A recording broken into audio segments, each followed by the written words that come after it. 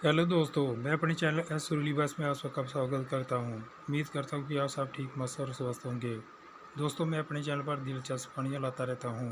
कृपया मेरे चैनल को लाइक और सब्सक्राइब करके मुझे सपोर्ट और मोटिवेट करें, क्योंकि आपके लाइक और सब्सक्राइब करने से हमें अच्छी अच्छी कहानियाँ बनाने में बहुत मोटिवेशन मिलती है। मेहरबानी करके चैनल को लाइक और सब्सक्राइब ज़रूर करें। तो चलिए कहानी का अगला भाग शुरू करते हैं। दोस्तों, पिछले भाग में हमने पढ़ा था कि अंश गाड़ी में बैठकर हिया को ढूंढने के लिए निकल आया। अब आगे अंश ने हिया को ढूंढने की हर संभव कोशिश की। पूरी दिल्ली में हिया को ढूंढा, लेकिन हिया का कोई आता पता नहीं चला। ना जाने अंश ने क्या क्या सपने देखे थे। हिया के साथ वो पूरी जिंदगी बिताना चाहता था। समय बीतने के साथ अंश की हिया को ढूंढने की कोशिश भी बढ़ती गई, लेकिन लगातार मिलती असफलता ने अंश की बची उम्मीदों को भी तोड़ दिया। अपने काम से जब भी फुर्सत मिलती, अंश हिया की तलाश में निकल जाता, लेकिन नतीजा कुछ नहीं निकलता। अंश के घर वाले उसकी शादी करने के लिए उस पर दबाव बनाने लगे। अलग अलग लड़कियों की फ़ोटो दिखाकर उसे मनाते, लेकिन अंश ऐन मौके पर शादी के लिए मना कर देता। हिया के गांव में उसे तोड़ा कर रख दिया था। इसी गांव को बुलाने के लिए वो कभी कभी शराब भी पीने लगा था। थक हार कर अंश ने हिया की तलाश करना छोड़ दिया। अंश के बचपन के मित्र योगेश ने अंश को अपने घर डिनर के लिए बुलाया। अंश जाना नहीं चाहता था, पर उसके घर वालों ने इस उम्मीद से उसे योगेश के पास भेज दिया कि शायद उसका मन हल्का हो जाए। अंश अपने दोस्त के घर कार से निकल पड़ा। अंश ने कार का रेडियो सिस्टम ऑन कर दिया। आसमान में बादल छाए थे। रेडियो पर गाना लगी आज सावन की, फिर वो जड़ी है चलने लगा। तो अंश को ऐसा महसूस हुआ कि जैसे ये गाना उसके दिल पर लगेगा आपको खरीद रहा हो। उसे वो दिन याद आने लगा जब दिल में हिया के घर में रहते हुए, जब मौसम मिजाज ऐसा हो जाता, तब बिजली भी गुल हो जाती थी, तो हिया मिट्टी का दिल लेकर बारिश में भीगते हुए अंश के कमरे में आती थी, ताकि इसकी पढ़ाई में बाधा ना पड़े।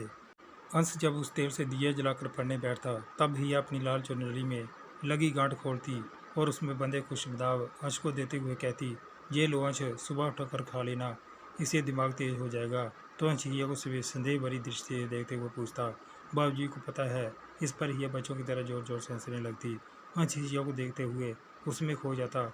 खुले और भीगी बालों से गिरती हुई बारिश की बूंदें हिया की हंसी को और मासूम बना देती थी। हंसते हुए हिया कहती कि हम चालाक हैं, बाबूजी से छुपाकर लाए हैं। कितना पवित्र, कितना निश्चल, कितना स्वार्थहीन था हिया का प्यार। कार ड्राइव कर रहे अंश की आंखों में आंसू की बाढ़ आ गई। अंश पढ़ता तो हिया उसके सामने बैठकर उसे देखती रहती। अंश बड़ी मुश्किल से हिया को अपने कमरे से बाहर निकालता, क्योंकि जब हिया अंश के सामने होती तो अंश पढ़ने के बजाय उसके रूप दर्शन में लग जाता।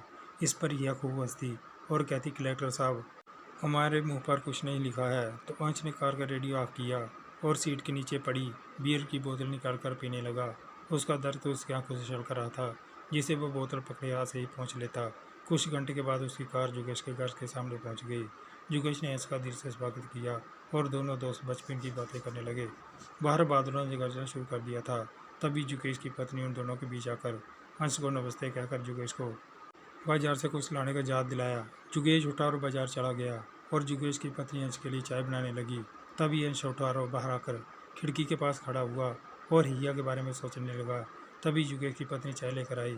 वो दोनों चाय पीने लगे। तभी रसोई से बर्तन गिरने की आवाज़ आई। तो जुगेश की पत्नी ने कहा, हिया, अगर काम नहीं करना है तो मत कर, लेकिन इन बर्तनों को तोड़ मत। हिया का नाम सुनते ही अंश का हाथ कांप उठा और चाय नीचे गिर गई। जुगेश की पत्नी को लगा कि शायद अंश को उसका आचरण बुरा लगा। वो सफाई देते हुए बोली, आप देखिए ना भाई साहब, ये लड़की एकदम पागल है, कोई काम ठीक से नहीं करती। आपको पता ही यह कहती है कि किसी कलेक्टर की तलाश में घर से भागी है, उसका प्रेमी है वो। कहकर जोगी की पत्नी जोर जोर से हंस पड़ी। तो अंश को जैसे 11,000 वोल्ट का झटका लग गया हो। कप को फेंककर अंश दौड़ता हुआ किचन की ओर भागा। किचन के दरवाजे पर पहुंचकर उसने देखा कि अपनी उसी लाल चुन्नी से भीगी आंखों को पहुँचते हुए बर्तन मांज रही थी। अंश ने चिल्लाते हुए कहा, हिया ने सिर ऊपर उठाकर देखा तो उसे नया अंश दिखाई दिया। महंगी सफ़ेद कलर की शर्ट, महंगी जीन्स, चमकते जूते, महंगी घड़ी से लैस। अंश उसके घर में निकर और बनियान में रहने वाले अंश से बहुत अलग था, लेकिन उसी प्यार भरी आंखों से देख रहा था। हिया अंश को देखते ही रोने लगी। उसने अंश को जोर से गले लगाना चाहा, लेकिन बर्तन की स्याही से सने हुए अपने हाथ और अंश की सफ़ेद शर्ट को देखकर उसकी हिम्मत नहीं हुई। अंश उसकी मनोस्थिति को समझ गया और उसे अपनी बाहों में भरकर जोर से गले लगा लिया। हिया अंश का नाम लेकर जोर जोर से रोने लगी। अंश उसके सिर पर हाथ फेरते हुए कह रहा था, मत रो पगली, सब ठीक हो जाएगा। बाजार से आ चुके योगेश और उसकी पत्नी दोनों को देखकर अचारे में पड़ गए। अंश ने हिया का हाथ पकड़ा और योगेश से तुरंत जाने की बात कही तो योगेश अपने और अपनी पत्नी के हिया के प्रति बर्ताव के लिए बार बार माफ़ी मांगने लगा। अंश ने उनसे कहा कि इसमें आपकी कोई गलती नहीं है और हिया को लेकर घर चल पड़ा। हिया ड्राइविंग सीट के बगल वाली सीट पर अंश के कंधे पर सिर रख बैठी थी और अंश खुशी से भरा हुआ ड्राइव कर रहा था। हिया ने अंश से धीमी आवाज में कहा, आपकी कमीज खराब हो गई। तो अंश हिया की मासूमियत पर हंस पड़ा। तो हिया ने कहा, मैंने सोचा था कि शायद तुम भूल गए होंगे। तभी हिया की नज़र कार में पड़ी बियर की बोतल पर पड़ी। उसने अंश से पूछा, ये क्या है, कहीं आप तो नहीं? अरे नहीं पगली, ये जरूर ड्राइवर की करामात है, अंश ने कहा और रेडियो से इस्तेमाल कर दिया।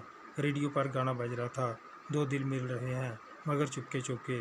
अंश एक हाथ से ड्राइव कर रहा था और एक हाथ से हिया का सिर सहला रहा था। अंश ने हिया के चेहरे को देखा।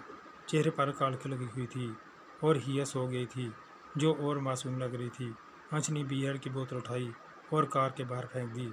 बोतल सड़क पर टूट गई और अंश की ज़िंदगी का वो खालीपन भी अपने और हिया के साथ भविष्य की कल्पना करते अंश अपनी मंजिल की ओर निकल गया।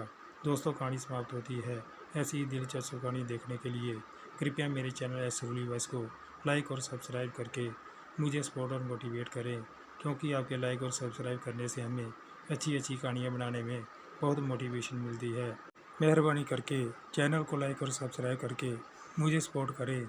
मिलते हैं दूसरी कहानी के साथ, तब तक के लिए खुश रहिए, अपना और अपनों का ख्याल रखिए। अपना कीमती समय निकाल कर कहानी को लास्ट तक देखने के लिए आप सबका बहुत बहुत धन्यवाद।